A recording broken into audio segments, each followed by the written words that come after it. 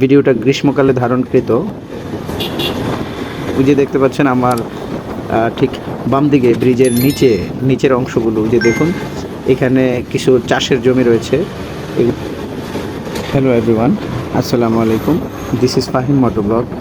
বন্ধুরা দেখতে পাচ্ছেন আমরা সেই চিরচেনা গুমতি ব্রিজের টোল কাউন্টারে অবস্থান করছি। গুমতি ব্রিজ বলতে আমরা যেটা বুঝি সেটা হচ্ছে দাউদকান্দি ব্রিজ।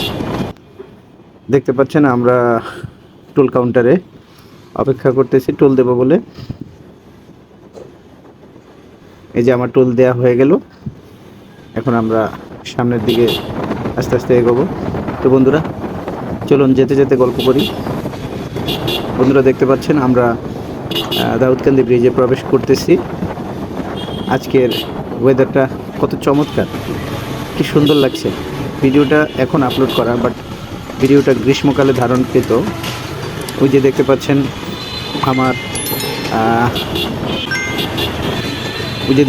আমার ঠিক বাম দিকে ব্রিজের নিচের অংশগুলো যে দেখুন, এখানে কিছু চাষের জমি রয়েছে। এগুলো বর্ষাকালে এখানে পর্যাপ্ত পানি থাকে, বাট এখন গ্রীষ্মকাল, যার জন্যে এখানে খুব শুকনো এবং এখানে কিছু ফসলাদি ফলাচ্ছে কৃষকরা, এবং এই সময় পরিবেশটা অত্যন্ত চমৎকার লাগে। আমি তো এই রোডে সবসময় যাতায়াত করি, তো এগুলো আমি সবসময় ফলো আপ করি, দেখতে পাই, আমার কাছে ভীষণ ভালো লাগে।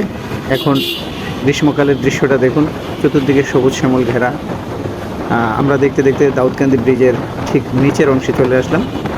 এখান থেকে আমরা হালকা একটু বাঁকে পশ্চিম দিকে যাব, অর্থাৎ হালকা একটু বাঁকে এই রোডে ঢাকার দিকে আমরা প্রবেশ করব। এটা মূলত ঢাকা চট্টগ্রাম মহাসড়কের একটি অংশ, চিরচেনা দাউদকান্দি এরিয়া।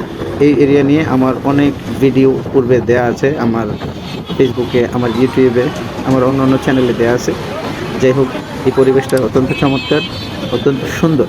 বন্ধুরা সকলের সুস্বাস্থ্য প্রত্যাশা করে আজকের মতো এখানে বিদায় নিচ্ছি। আল্লাহ হাফেজ।